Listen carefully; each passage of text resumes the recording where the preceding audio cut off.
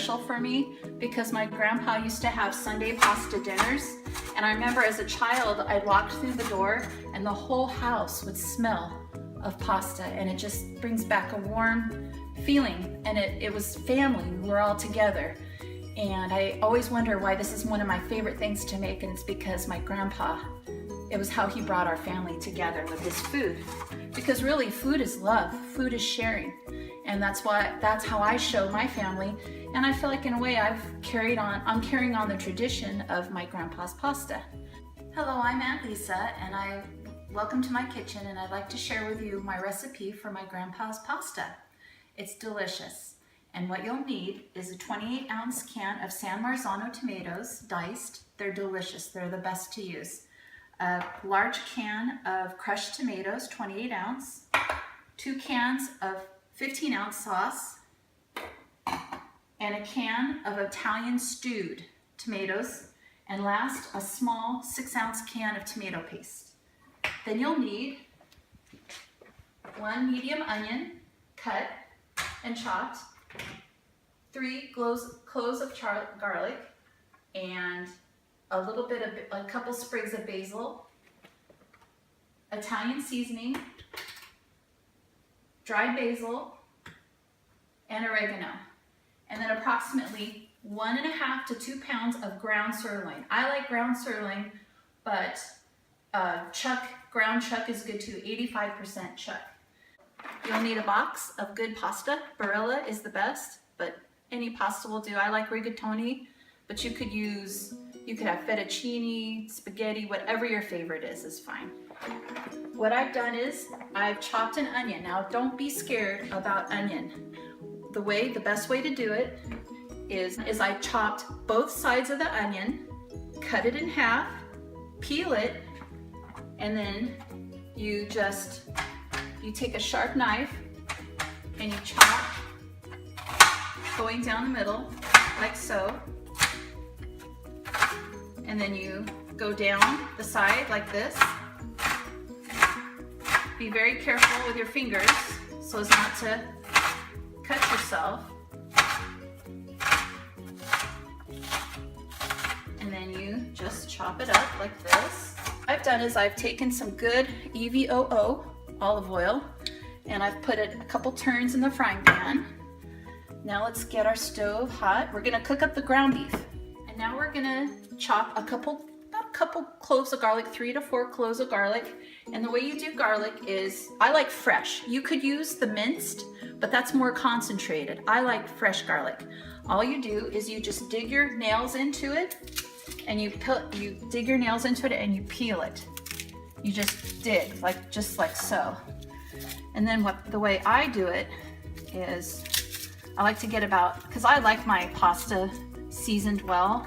So the way I do it is, this is the best way to do garlic, I find. You just take your knife and you go bam, just like that, and that releases the garlic, just like that, and you smash it, and that releases the skin from the garlic. And all you do is you get your garlic together. Make sure I got it all the skin off.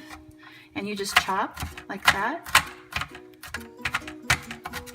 Dice it up finely.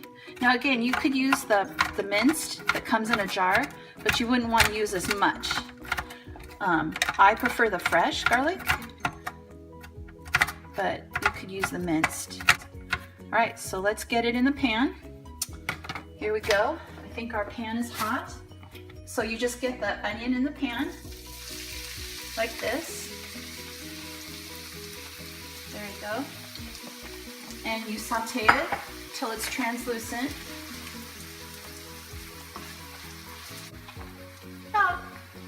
Let's say about a couple minutes, 3 or 4 minutes. Okay, the onion's been cooking a couple minutes. Now I'm gonna add the garlic that we cut. Like I said, about three cloves, couple cloves, and that just makes the sauce, give it a kick. But you want to add the garlic after the onion because you don't want to burn your garlic. So I'm cooking the garlic. about another 2 minutes.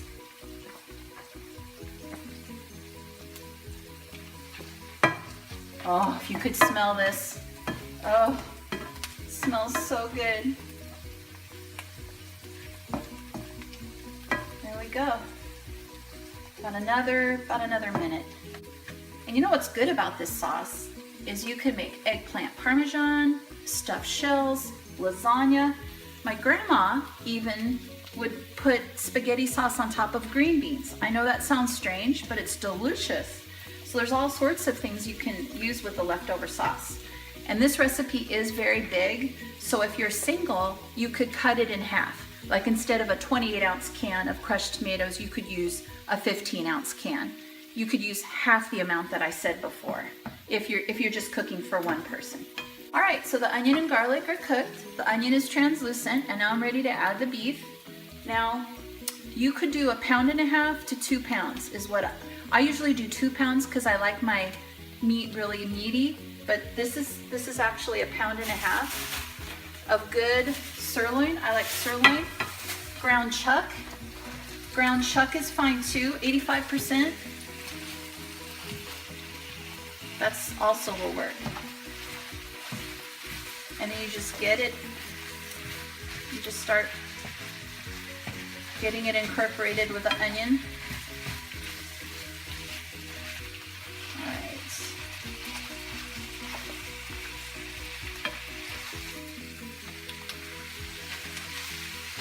All right.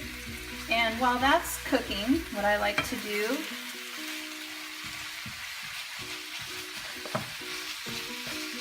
is add a little, just a half a teaspoon, just enough. You don't want to overdo.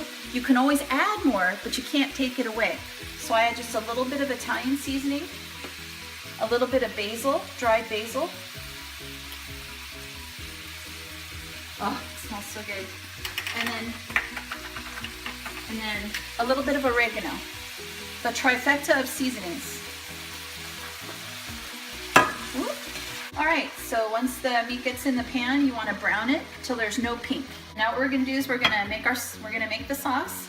So what I like to do is get the crushed tomatoes in, oops, like that. And then you get the meat in, like so, like that. Get all the onions. Get every last little, and the San Marzano diced goes in. Or you could use Italian diced. In the store they sell cans of diced tomatoes that are Italian. That's fine too, but San Marzano is the best.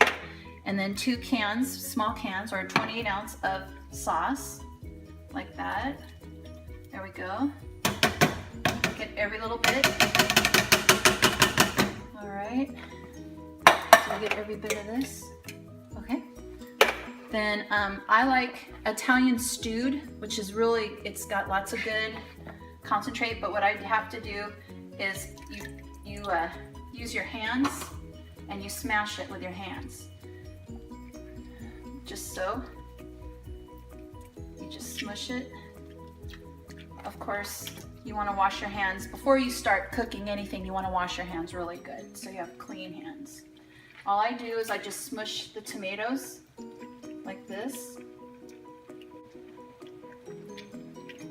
Put it on about a medium to high heat on the stove. All right, there we go. Okay, make sure you get every bit of that as well. Then last but not least, you get your tomato paste. You get your tomato paste in there as well, small can.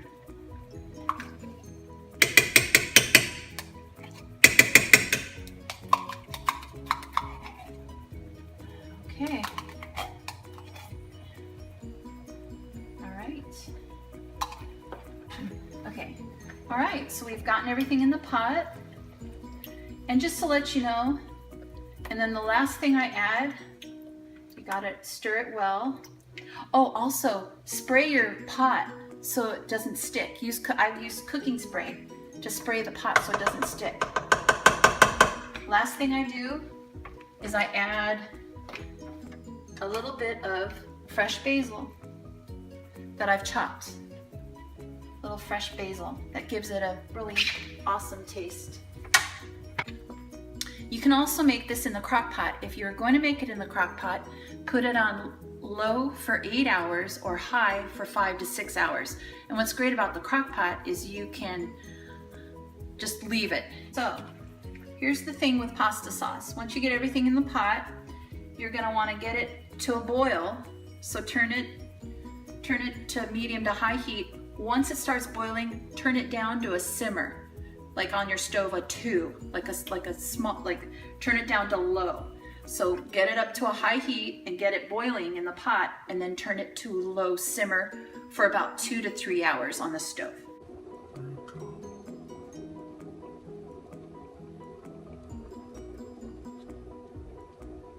All right, so the sauce has been cooking for about 2 hours. It's just about done. You could even simmer it for another hour, but 2 hours is about what I simmer it for.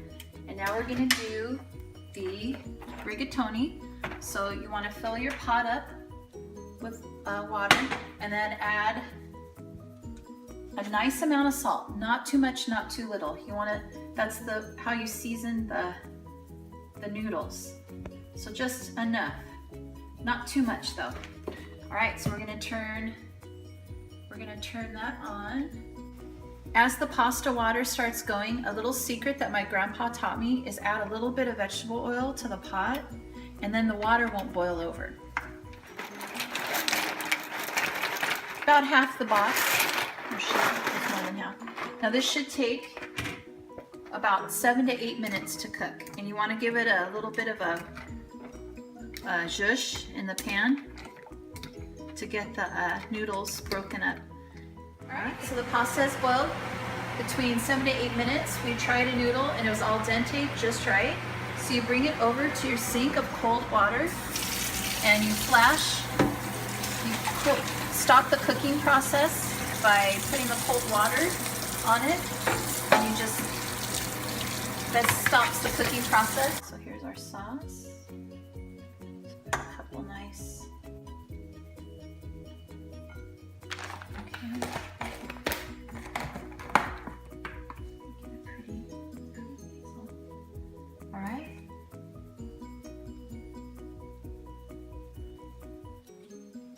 Okay. Here's our finished product. Here's our finished product, Papa's homemade pasta sauce. And as he used to say, manja.